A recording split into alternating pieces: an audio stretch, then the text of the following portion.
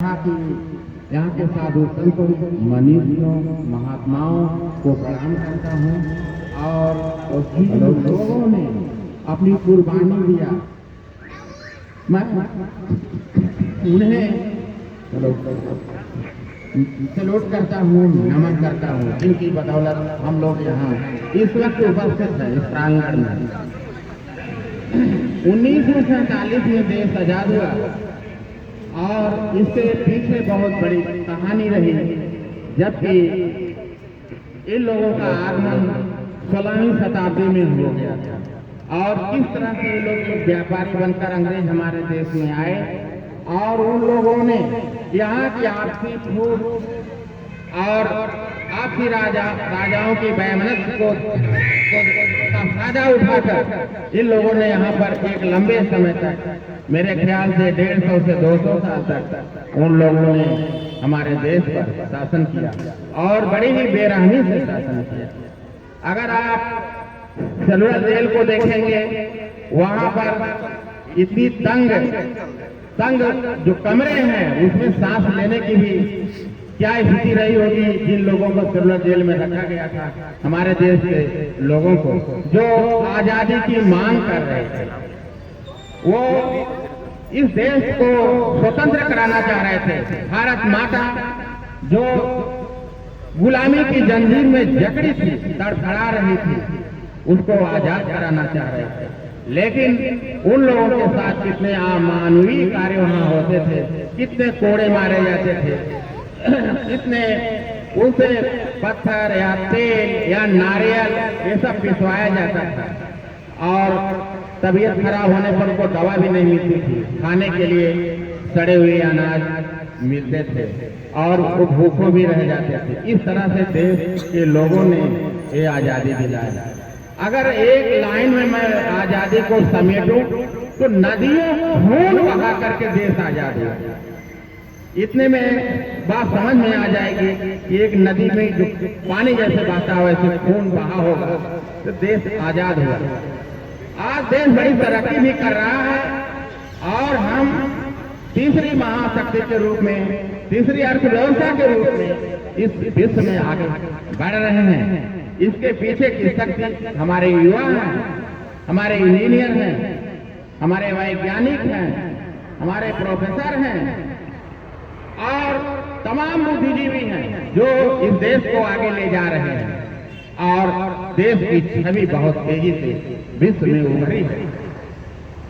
कहीं न कहीं आज पूरे दुनिया में युद्ध चल ही रहा है और इस ऐसे वातावरण में दुनिया के लोग, दुनिया की महाशक्तियां भारत की तरफ देख रही हैं कि भारत ही एक ऐसा देश है जो अमन शांति की बात करता है, भाईचारे की बात करता है। तो कहीं न कहीं ये विश्व नायक के रूप में ये देश उभर रहा है। इस सब पर हमें गर्व होना चाहिए कि हम इस देश के वासी हैं, निवासी हैं। और आज कोई भी जो इंसान है, जहां कहीं भी वो कर्म कर रहा है, वो भी अपने देशभक्ति का उसे परिचय देना चाहिए। जैसे कोई डॉक्टर है तो उतना ही पैसा ले जितना कि वाजिब हो, कोई कहीं भी किसी क्षेत्र में कार्य कर रहा है जितना हो उतना ही वो पैसा ले, वही उसकी राष्ट्रभक्ति है। एक टाइम से काम करके दे दे, वही उसकी राष्ट्रभक्ति है। राष्ट्रभक्ति करने के सबके अलग अलग तरीके हैं। कोई जरूरी नहीं कि हम फौज में हैं तभी हम राष्ट्रभक्ति करें या उन्हीं की जवाबदारी राष्ट्रभक्ति, नहीं। हम सभी लोग अपने देश के प्रति समर्पित भावना रखें, भाईचारा की भावना रखें, एक दूसरे के धर्म मजहब का आदर करें और जो हमारी शिक्षण संस्थाएं हैं उसके विकास में योगदान करें। हो सके तो पैसे भी उन्हें दें ताकि वो आगे बढ़े। संस्कृति का संवर्धन, संरक्षण होगा तभी देश अक्षुण्ण भी रहेगा। इस तरह देश में हमें चारों तरफ से मिल करके देश को आगे बढ़ाने के लिए कार्य करना चाहिए, सोचना चाहिए। जैसा कि बॉर्डर पर एक सैनिक अपनी जान हथेली पर हमेशा 24 घंटे लिए रहता है, कब कहां से गोली आ जाए और उसे लग जाए, क्या भरोसा। लेकिन हमारे देश के जो सैनिक हैं वो किस तरह से अपना अदम्य साहस दिखाते हैं और वो कभी पीठ पर गोली नहीं खाते। अगर गोली लगी है तो सीधे सीने के ऊपर लगी। जब 99 की जंग हो रही थी भारत पाकिस्तान का, उस वक्त एक मिश्रा जी थे, उन्होंने एक बात कहा था कि जिस गोली पर मेरी मृत्यु लिखी हो गोली मुझे लगे ही लगेगी।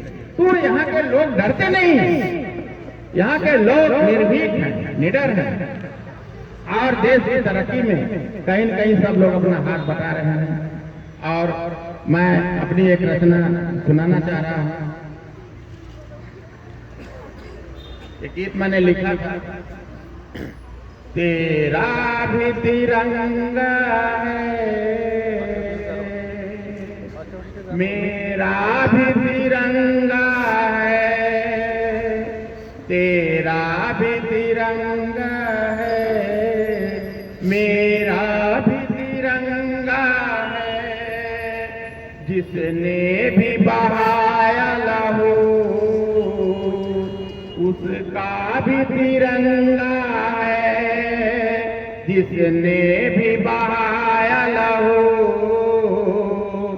उसका भी तिरंगा है, मेरी जान तिरंगा है, मेरी शान तिरंगा है, मेरी जान तिरंगा है, मेरी शान तिरंगा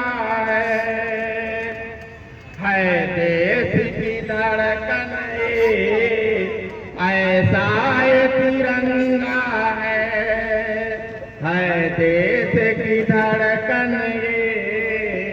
ऐसा ये तिरंगा है, बिस्मिल का तिरंगा है, शेखर का तिरंगा है, बिस्मिल का तिरंगा है, शेखर का तिरंगा है, राजगुरु सुखदेव ऊधम का तिरंगा है, राजगुरु सुखदेव ऊधम का तिरंगा है, तेरा भी तिरंगा है, मेरा भी तिरंगा है, जिसने भी बहाया लहू उसका भी तिरंगा है, बलिदान की राहों को